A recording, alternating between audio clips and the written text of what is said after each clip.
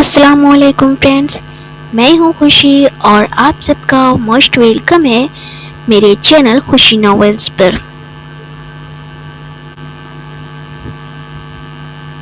یہ کہانی محض تفریح اور اصلاحی مقصد کے لیے ہے، جس کا مقصد کسی فرد، خاندان یا طبقے کی دل آزاری کرنا نہیں ہے۔ کہانی کے کردار اور واقعات فرضی ہیں اور ان کا حقیقت سے کوئی تعلق نہیں ہے۔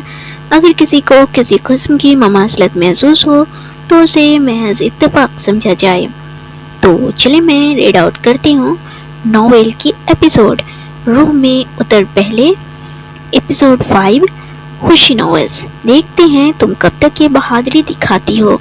نایاب نے مضبوطی سے قدم آگے بڑھائے اور اسے نظر انداز کرتے ہوئے لائبریری کی طرف چل پڑی۔ اس کے عزم میں ذرہ برابر بھی فرق نہیں آیا تھا۔ ارسلان کا ہر وار اس کے اعتماد کو اور بھی مضبوط بنا رہا تھا، جیسے وہ ہر تکلیف کو اپنی طاقت میں بدل رہی ہو۔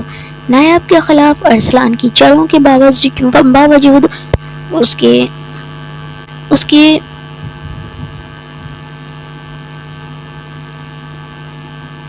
چہرے پر مضبوطی اور خود اعتمادی کا رنگ برقرار تھا۔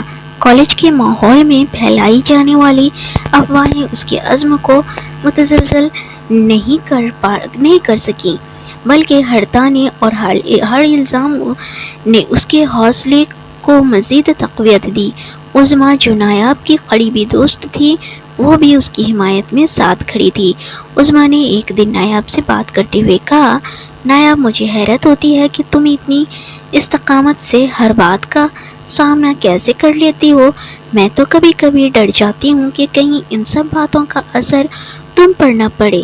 نایاب نے عظمیٰ کا ہاتھ تھام کر کہا، عظمیٰ، جب انسان اپنے حق پر قائم ہو تو اسے دوسروں کی باتوں سے فرق نہیں پڑنا چاہیے۔ یہ لوگ ہمیں توڑنے کی کوشش کرتے ہیں، لیکن اگر ہم اپنے دل میں یقین رکھیں کہ ہم صحیح ہیں تو کوئی ہمیں شکست نہیں دے سکتا۔ ایک دن جب نایاب اپنے کمرے میں بیٹھی اپنی پڑھائی میں مصروف تھی تو اسے عظمیٰ کا فون آیا۔ عظمیٰ کی آواز میں گھبراہٹ تھی۔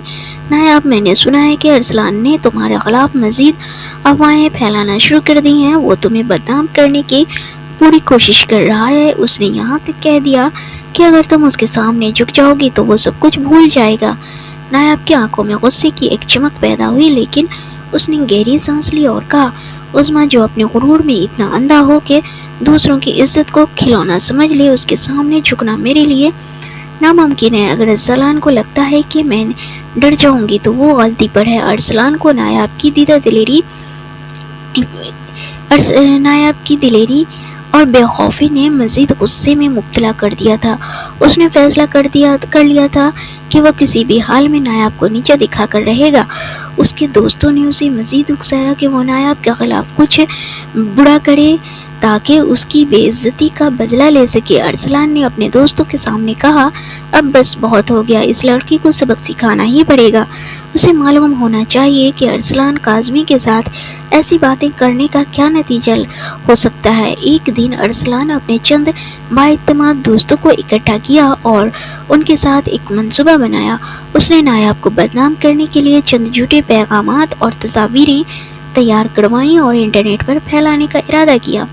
اسے امید تھی کہ اس قدم سے نایاب اپنی ہمت کھو دے گی اور اس کے سامنے سر جھکا لے گی۔ ارسلان کی سازشیں کامیابی سے آگے بڑھ رہی تھیں۔ اس کے جھوٹے الزامات اور تصویریں تیزی سے وائرل ہو گئیں اور کالج کے ماحول میں ایک ہلچل سی مچ گئی۔ نایاب کو دیکھ کر کچھ طلباء سرگوشیاں کرتے اور کچھ تو اسے طنزیہ نظروں سے گھورتے۔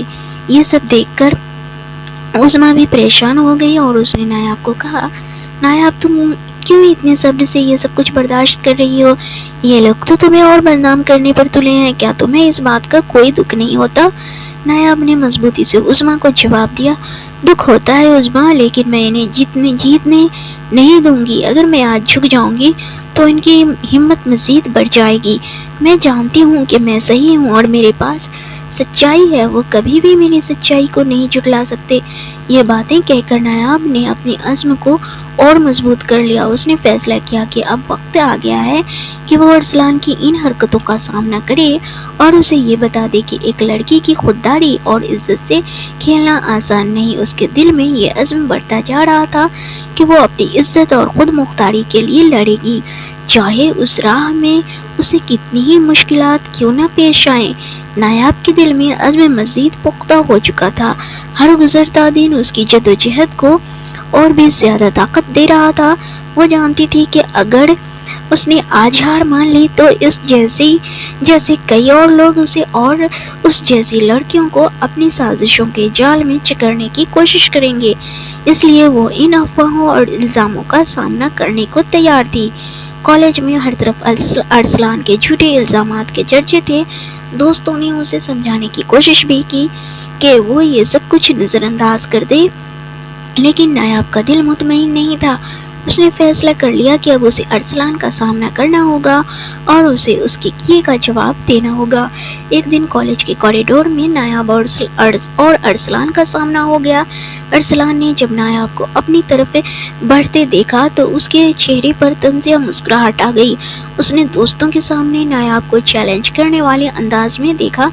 तो तुम्हें अभी तक ये बात समझ नहीं आई मुझसे टकराना कितना महंगा पड़ सकता है, अरसलान ने फख्र से कहा। नायाब ने अरसलान को संजीदा नज़रों से देखा और जवाब दिया, अरसलान, तुम्हारी ये साजिशें, ये अफवाहें मेरे हौसले को तोड़ने के लिए काफ़ी नहीं हैं। तुम जिसे अपनी ताकत समझते हो वो मेरे लिए महज कमज़ोर हथकंडे हैं। मुझे लोगों की बातों से फर्क नहीं पड़ता क्योंकि मुझे अपनी सच्चाई पर भरोसा है। अरसलान का चेहरा एक लम्हे के लिए धुंधला सा गया, जैसे वो नायाब की इस मजबूती की तवक्को नहीं कर रहा था। उसके दोस्तों ने भी ये देखकर हैरानी से एक दूसरे की तरफ देखा। नायाब की दिलेरी ने सबको खामोश कर दिया।